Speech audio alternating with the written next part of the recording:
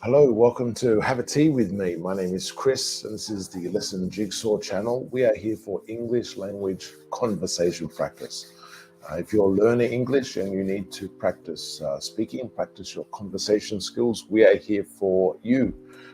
In a moment, I'm going to put a link in the chat, and if you click on that, you can come on through to the studio, and we can have a conversation about whatever topic you like or whatever you need to practice. We can have a go at that and see how you do.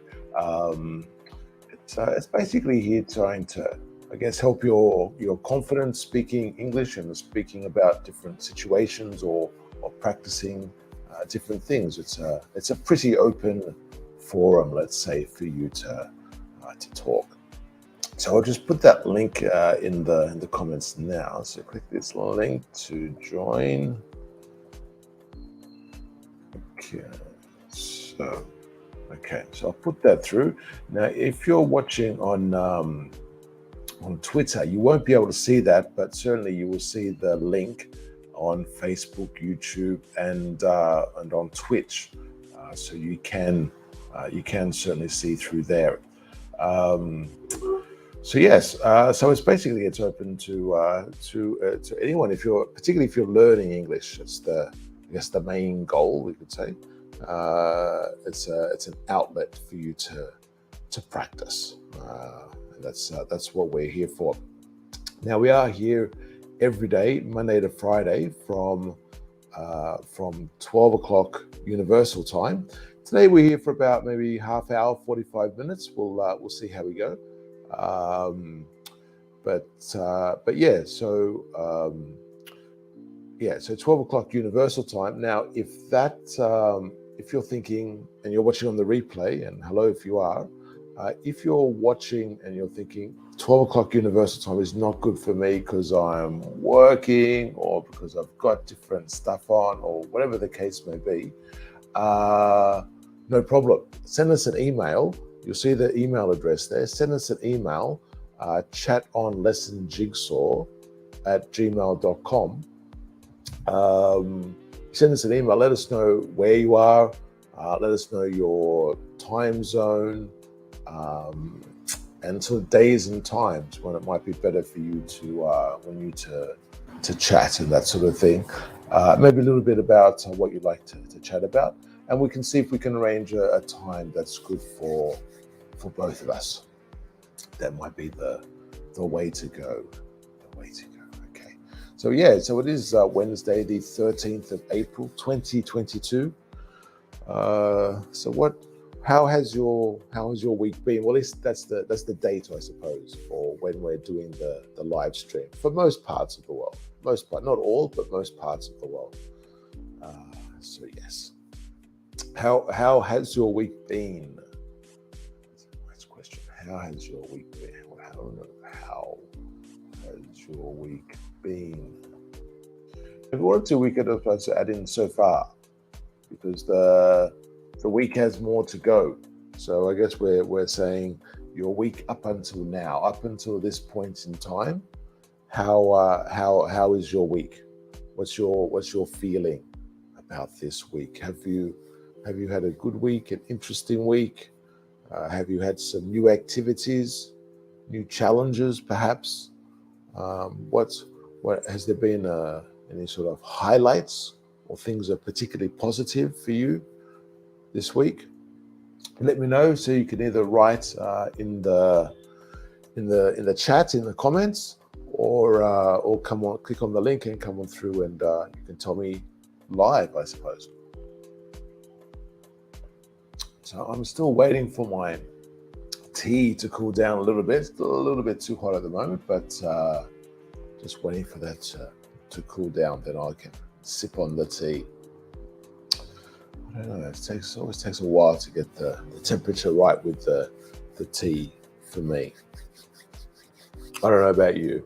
I have to regularly blow on the top of the tea to get the temperature right.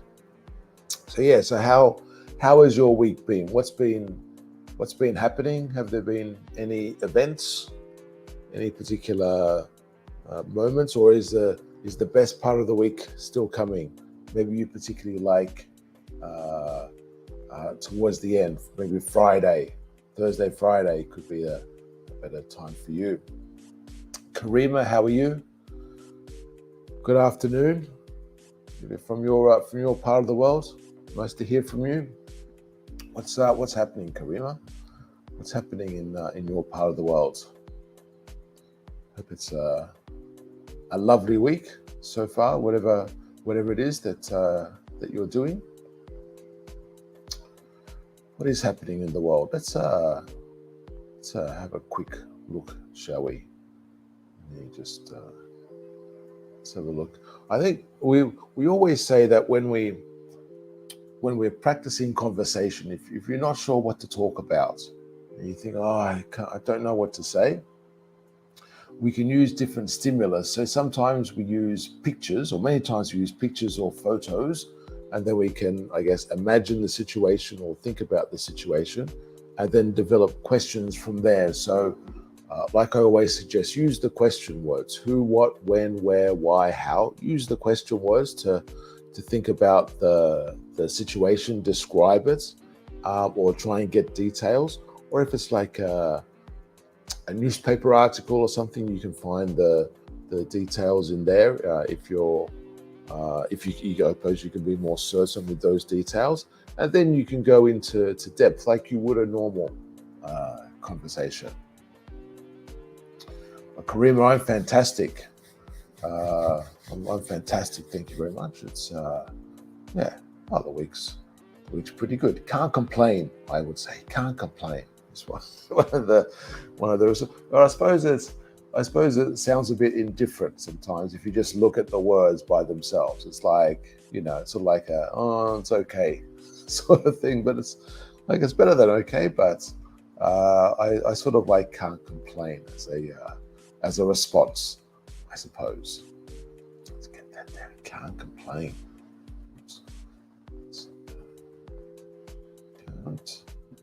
Can't complain. Cats, no, can't. I'll tell you what, I can't type today. That's maybe I can complain about that. Can't complain. I suppose even I could put an exclamation mark, even perhaps. Yeah. Had a problem there with the caps lock.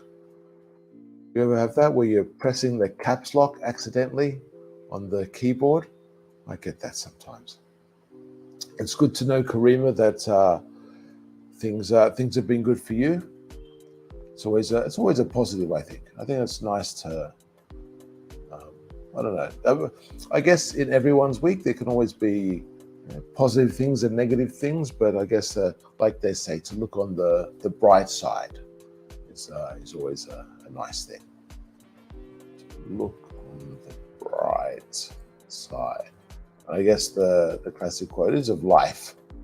But yes, I guess with many things we have positive and negative, but I guess to highlight the positive ones. Okay, so it's Ramadan where you are. Okay, so you're hungry and we just finished class. All right. So I guess if it's the afternoon, I guess it depends how early in the afternoon it is. So I guess still maybe 4 or 5 hours to go. I guess depending if it's early afternoon or late afternoon. So yes, and how are you enjoying Ramadan? I guess enjoying is the word. I guess it's a special feeling to have to go through that experience, and I guess when many other people are having the same experience in a way. And then just finished class. Okay, so and this is, I guess, the natural thing. Again, we go to the question words. So you say you've just finished a class. What class have you finished? Are you at school or university, or is it perhaps like maybe you're in you work and you have they have different training for your work? Perhaps could be a possibility. There you go. The temperature is comfortable now. Excuse me, clearing my throat there. Huh. It is really strange. I don't know why. I only have a problem with the throat when I'm speaking here, but I don't, I don't have a problem any other time. It's a curious thing. A curious thing. Okay. But yes, as we say, so using the question words, and then it's a normal conversation progression, isn't it? Asking the questions. I assume conversations are the same in most languages where people, I guess, give information, and then other people sort of are either. Well, I guess they either ask or they volunteer information and just give comments and that sort of thing. I'm not sure. Maybe in different cultures, it's different in terms of how much information someone gives, or maybe they only reply to questions. Maybe I'm not sure. So, Karima, you're a tutor at a private school teaching middle school. Okay. So what ages tend to be in middle school? I'm curious because in Australia we don't really have. Well, maybe it's different in different states to where I grew up. But I think in all of the schools in Australia, we just tend to have primary school and high school, or secondary school would be the name. But I guess middle school could be secondary school for where you are, perhaps. I'm not sure because we think of primary, secondary, then tertiary, and tertiary is university. So I'm not sure if you consider university tertiary or a higher level. So I guess because if there's middle school, I suppose there's also high school as well. And maybe, I don't know, maybe middle school and high school are both considered secondary school. I'm not sure. But maybe this is too much technicality or whatever. But I guess it's interesting how different countries arrange their their schooling systems. I suppose they have different ways of doing things and that sort of stuff.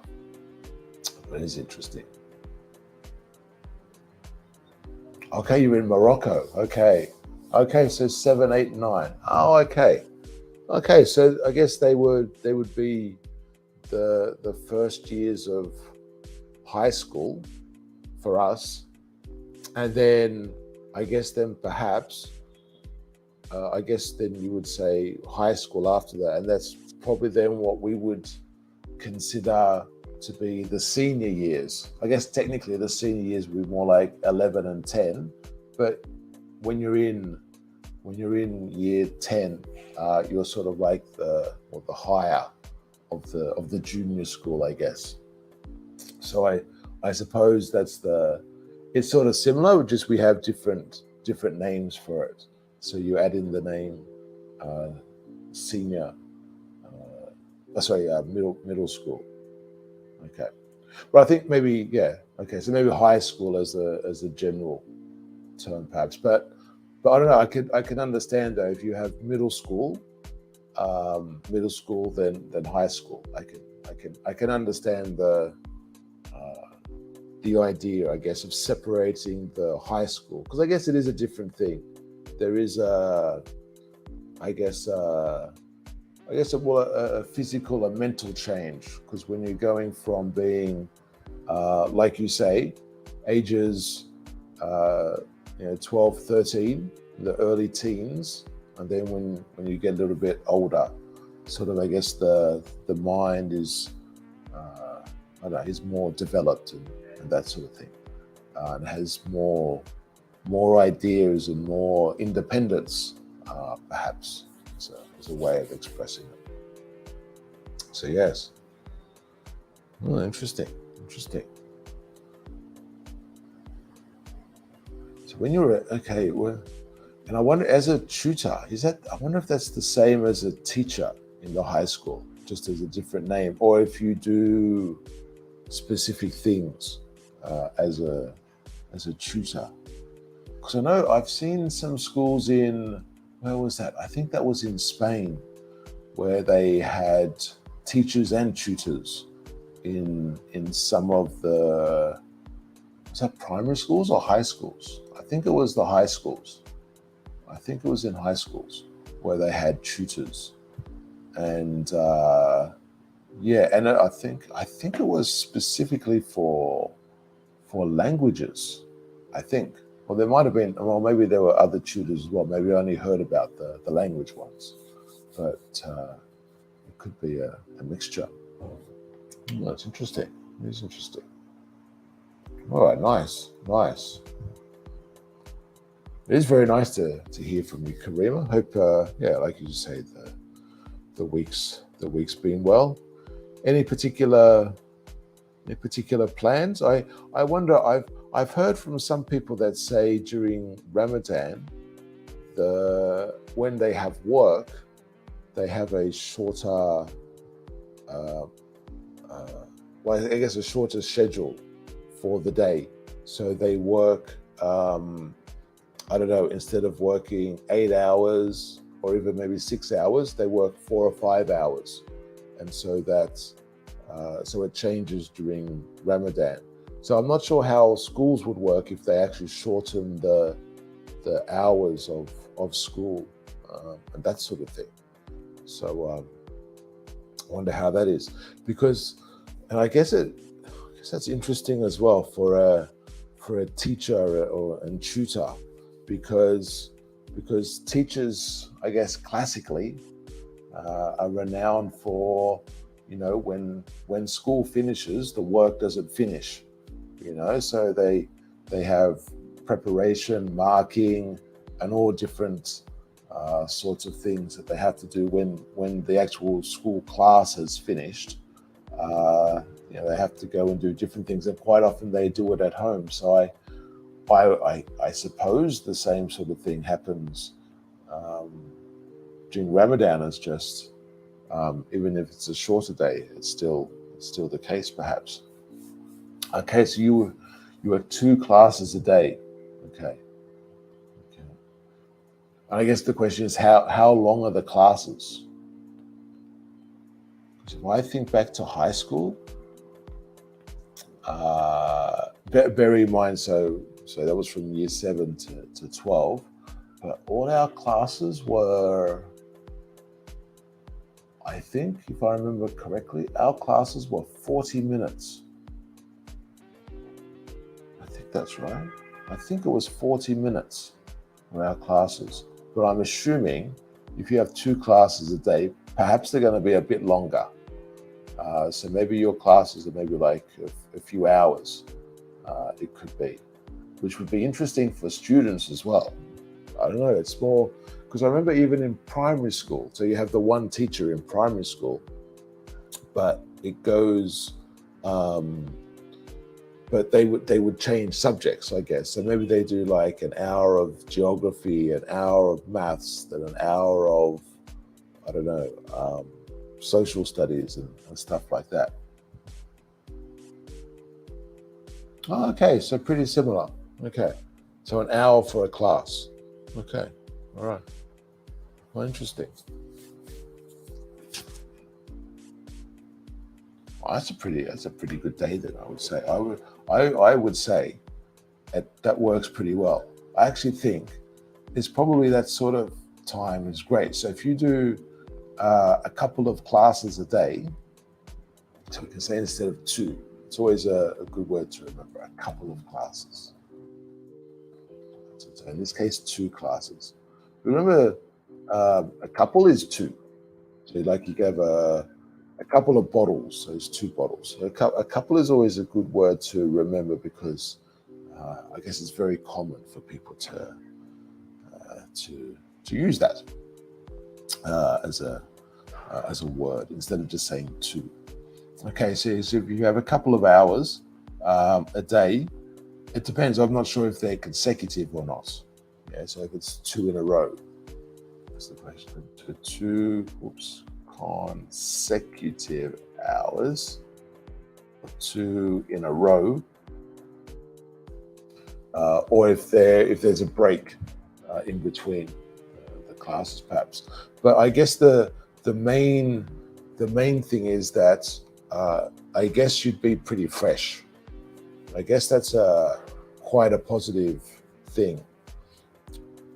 I do sometimes wonder with, even though I know people sometimes, I guess from the outside looking in, they think, teachers have really good hours to an extent with the extra hours and stuff. And I've seen like sharing houses and stuff with teachers, as in like different sorts of teachers. So primary school and high school teachers, just the extra hours that they work. It has an effect, and it sort of, I don't know, it makes people more tired. And I guess that's the same for the students, isn't it, with the homework. So they don't want so many hours of homework as well, I suppose. Okay, yeah. So yeah, it's just that's nothing wrong. It's just an alternative way of saying so. A couple of hours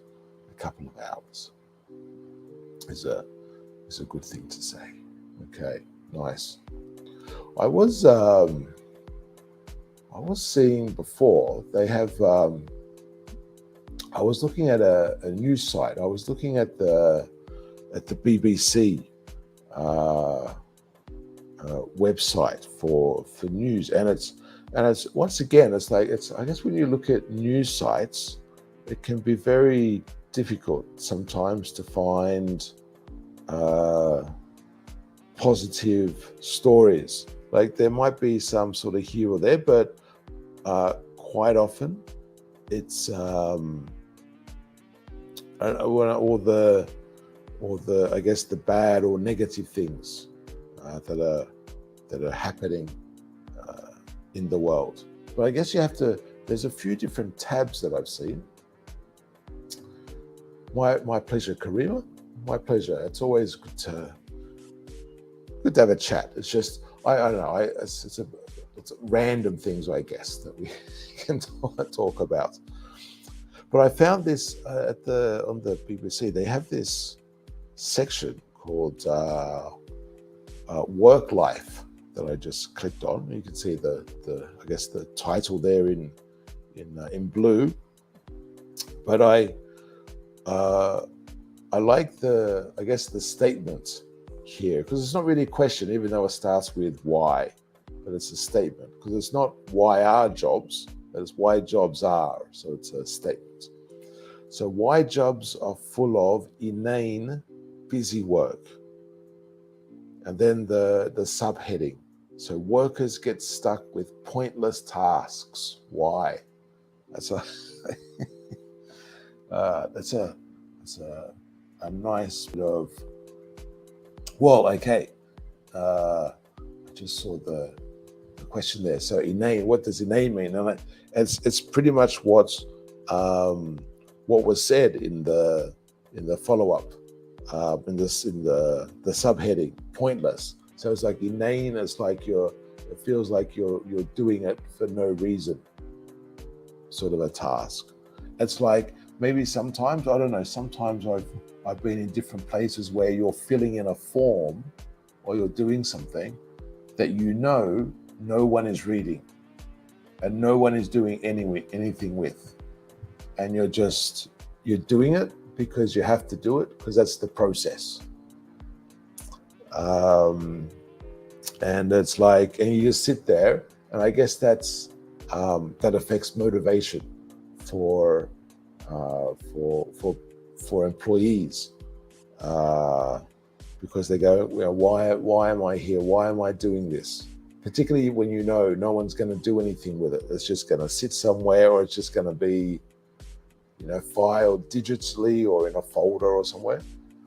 I guess with the digital record, I guess you can have an idea, people could look at it, later perhaps. It's more accessible, perhaps digitally. But I still, like in the olden days, let's say, where you'd have like a piece of paper and it just goes in a folder and the folder shuts, and nothing and no one ever sees it. Basically, no one ever sees it. So the managerial obsession with busy work. I don't know if you think I think sometimes it's true, isn't it? I guess it's for different jobs. It can't be the case because, like for teaching and tutoring, like you're doing, Karima, there's no. You have to sort of be there. Like it's the hours face to face. You have to be there. There's no sort of escaping it. If it's like in person or virtually, you still have to be there. There's no sort of getting away with it. You have to actually, speak with the students and that sort of thing. But it's it's in other jobs. I think you sort of, and you're actually doing stuff. This is what I mean. As a teacher or tutor, you're actually doing things. You're actually interacting. There's no getting away from it. Okay. So yes, I guess we're agreeing absolutely. But I think in other jobs that I've had, let's say office jobs in particular, you find this where you're just sort of sit and you have to sometimes look busy. You have to look busy. Get that down. You have to look busy. So you have to look busy. And I guess you can also see this maybe in places as well that are not busy, like in hospitality places. So like in, I guess, bars and restaurants, hotels, cafeterias, that sort of thing. That's where you see, I guess, in a good place, at least some people are like they're cleaning and that sort of stuff. They're cleaning or washing things, or they're finding different things to do, or they're putting stock in the shelves. So maybe, I don't know, they're getting cans of Coke or something, or water, and putting them in the fridges and something to get them cool, ready for the busy time later and that sort of stuff. But generally they have to try and look busy, but in an office, it can be harder. So sometimes, and I have seen this in offices, it's a weird thing, I think. So, but you have, like they say here, the managers who have these tasks to have things, or they want, I don't know, particular statistics or something. So they want like a sheet filled out. So maybe they can look at things. Okay, and here we have in the heading. We won't look through all of the article, but we'll just have a look at a little bit. So many managers fill up employees' plates. Okay, there's a nice way of expressing it. Fill up employees' plates with inane tasks just to keep them working. Yeah, so they don't want the employees, I guess, sitting around. This is an expression. Sometimes you might hear this. Maybe it's a bit rarer these days, but twiddling their thumbs. Okay, double D is the correction there. So twiddling their thumbs. And I guess it's an older thing, but it's sort of like, when people do this. This is twiddling your thumbs. And now, while people may not actually do that physically, it's more of an expression. So you say, I don't want you sitting there twiddling your thumbs. So it's like, I don't want you sitting around with nothing to do. So I'm going to keep you occupied. And that's exactly what they're saying here. So they want to fill up the plate. So the plate is like when you're having dinner or something. You've got all the different foods or whatever on the plate. So fill it up. So because you'll be busy eating, you'll be busy with the tasks. So using the metaphor. Okay, Karima, exactly, yeah. So playing with thumbs. Exactly. So people playing with their thumbs. But it's it's a curious thing. I don't know why I do know why, but it's like they say here, they want to look. And so, okay. And there is the question. That is exactly the question. So why are higher ups, and that's a nice expression as well, a nice bit of language as well. Higher ups. Why are higher ups so afraid of downtime? It's a nice bit of language there. So higher ups. Let's get that. Let's make a note of that. Okay, so higher ups. Higher ups. So let's say upper management. So the top levels of the company in terms of management. But I suppose in the context, you could even just mean like the direct managers and that sort of thing.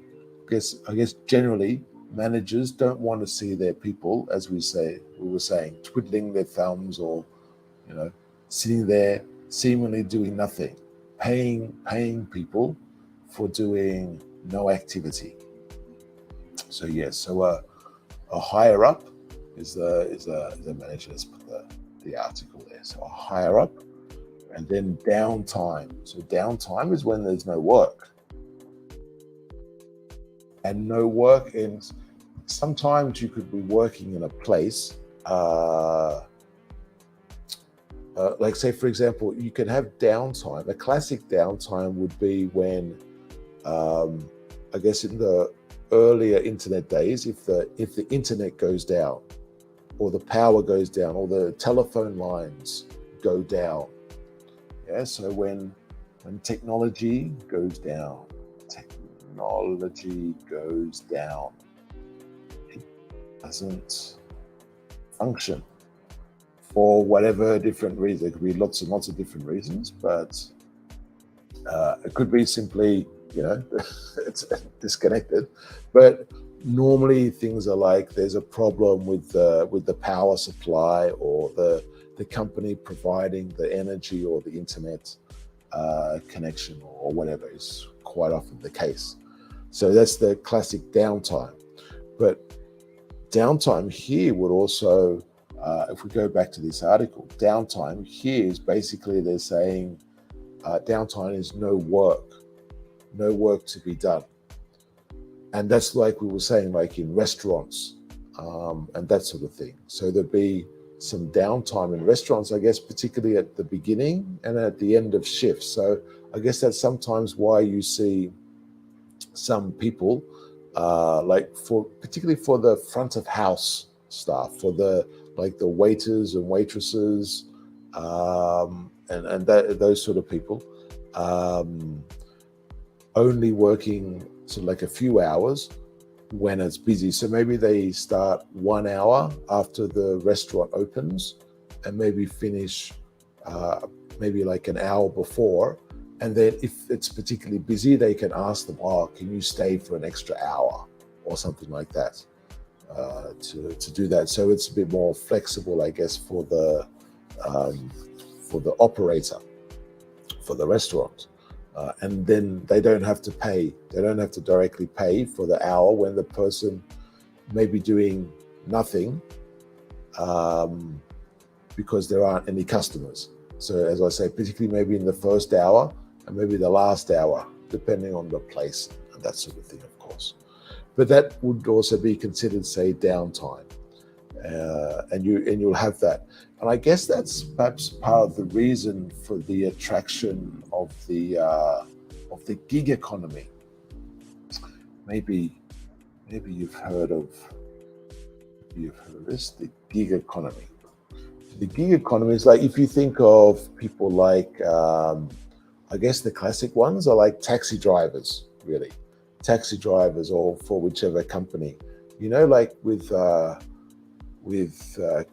and the lockdowns and everything, you have lots of people who can't go out for different reasons. And so you have food delivered to your house, or things delivered to your house. So those people who are delivering quite often have a gig, and the gig is the event. So the event being delivering the package or delivering the food. So they go to the restaurant, pick up the food, and deliver it to a person's house. And that's the gig, and they get paid for that delivery. So they get paid per delivery, basically. Um, I know some places could have different arrangements. You could have like proper delivery people, and they get paid just like whatever, 8-10 hours, and they just go around doing deliveries because they have regular deliveries, like a postman or a postwoman. Um, when they're delivering the mail, they know there's always going to be mail, so they're a salary worker as such. But with the gig economy, people are just paid for the task that they do. I guess that could be the same too with you, Karima. If you go to a particular person and you do like a tutoring job with them, that would also be a gig, effectively. Um, and that happens a lot, I think, and becoming more and more common. More and more, it's a nice little combination. Let's get that, more and more. In this case, more and more common. More and more is nice. I mean, let's get that. Okay, let's do the full sentence. Coming, more is double N, was bad. More and more common. And then, if you want to expand that, you would use the full infinitive. So you say more and more common to see people working in or let's say, okay, in short-term jobs. The short-term or part-time, even perhaps, but short-term, I'm referring more to the gigs, the gig economy. So yeah. Okay. So you know what I mean. Okay, that's fantastic. Good. Okay, so and I guess that's part of the reason why if you have people who are only doing projects, and I guess if you look at there are like websites or apps like what's the name? Like you have Fiverr, Freelancer, Upwork. What are others? I can't remember the names, but there's like ones where it's like you can post a job or a gig, for another word, or a task, and someone, you can either say how much you want to pay someone to do it, and different people to how much you want to pay them to do the job, or you can just post the job and they will give bids. And they'll say, okay, I'll do that job for $50 or $80 or $100 or whatever it may be. So another synonym for gig, I guess, is task. So in this context, is a task. So if you think about the delivery driver, the task is to take the food from the restaurant and deliver it to the home of the person. If we talk about, say, like what I was just mentioning with the different apps like Fiverr or Freelancer or something, the task or the gig could be, I don't know, what could the gig be? It could be, drawing a picture. Maybe for some reason you need a picture of something drawn. Maybe you're preparing something and you're not good at drawing, and you want someone who's good at drawing to draw a picture. So you say, I need someone to draw a picture of a mountain or something, I don't know. And then you say, okay, I'll pay you, I don't know, $30 to draw a picture, and I need it like in 3 days. Someone says, yeah, okay, I'll do that. They draw the picture and they, whatever, send over the picture and the person pays the money. Okay, exactly. Yes. Yeah. The classic definition of gig, I suppose, was like if you think about musicians, particularly, or let's broaden it. Let's say artists.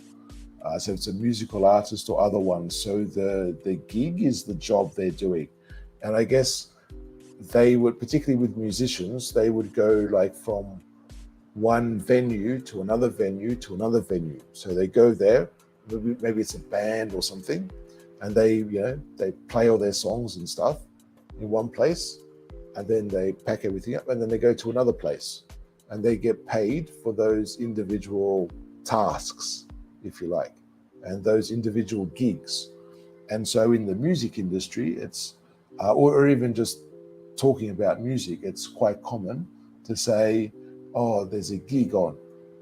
So like you have concert as well, but I guess concert we tend to think of as more bigger type of events in general. But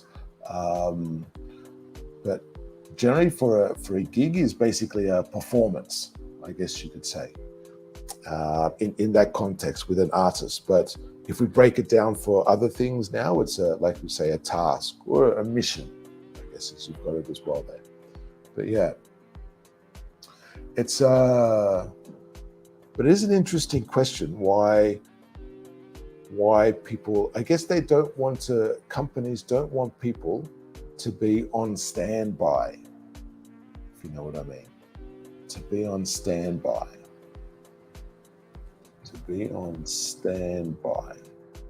And when someone is on standby, they're waiting for work. So you have someone there, and this is the classic thing, like in a restaurant or something, you have the people there waiting for people to come in.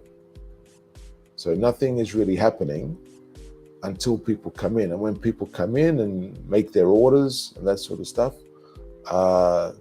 then the activities can happen. But everyone is on standby waiting for the activity to happen. Okay, yeah. So performance of music is the gig. Yeah, that event. Yeah, exactly. So I guess that's the other word, isn't it? So a gig is an event of some sort. But yeah. So yeah. I guess companies and managers don't want to pay people to use an expression, because we said before, twiddling their thumbs. So the other way people may say it, in a colloquial way, is to be sitting around doing nothing. What people will say. What did you do today? No, I wasn't busy. We were just sitting around doing nothing. So yeah, so you'll have that. And I guess that's the fear, because it's wasted money for the company. That's the way it's considered.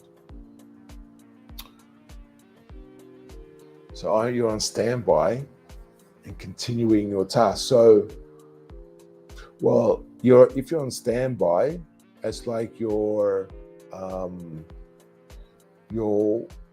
waiting for the well, it's different if you're you have another class today, and if you're just waiting for the class, you're not really on standby, you're just waiting for the next class. So that's just the time in between, that's just waiting time. But if you're on standby, that means say for example, if a student comes and they need a lesson, or they need to check on something, if you're available for that, then you're on standby. So it's like if you can actually be your work, let's say your work time can be activated while you're waiting, that's being on standby. So if we think about it in the restaurant, so those people are sitting around or standing around, and then when the customer comes in, so they're on standby, and when the customer comes in, that's when they're working. So then their activity happens.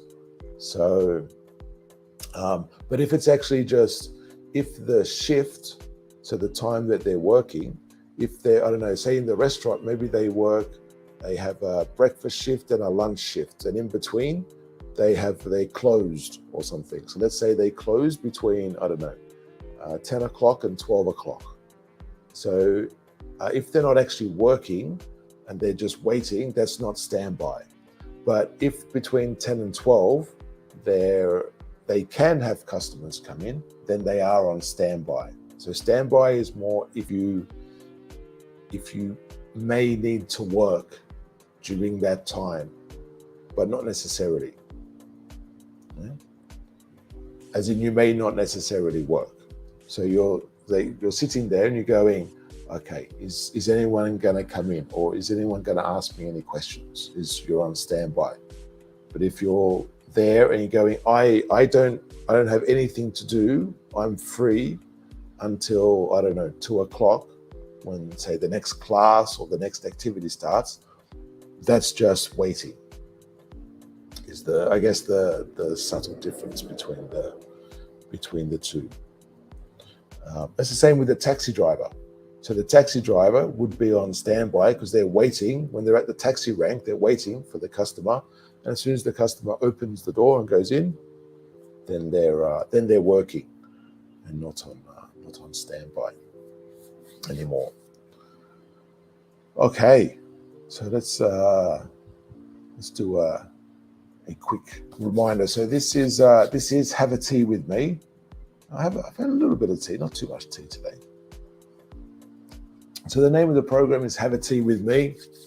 The channel is Lesson Jigsaw, and we are here for English language practice. So if you need to practice your speaking or conversation skills, we are here for you. So 12 o'clock Universal Time, every day, Monday to Friday, we are here, and you can click on the link that you see in the different chats, or pinned to the different chats. You can come through and chat in the studio. And if now is not a good time, you can always send us an email, chat on lessonjigsaw@gmail.com. Let us know where you are, what time zone you're in, what you like to chat about, and maybe the times and days when it's better for you, and we can see if we can arrange a time to do a live stream and have a chat as well, and to practice your English speaking and conversation skills. So that's there for you. Okay, Karima, thank you very much. Good to hear that you got it. And yes, I love a nice tea. I love a nice tea. Yes, it's very soothing and relaxing, I think. Absolutely. Okay, so we're going to leave it there for today. Thank you very much for coming and joining us.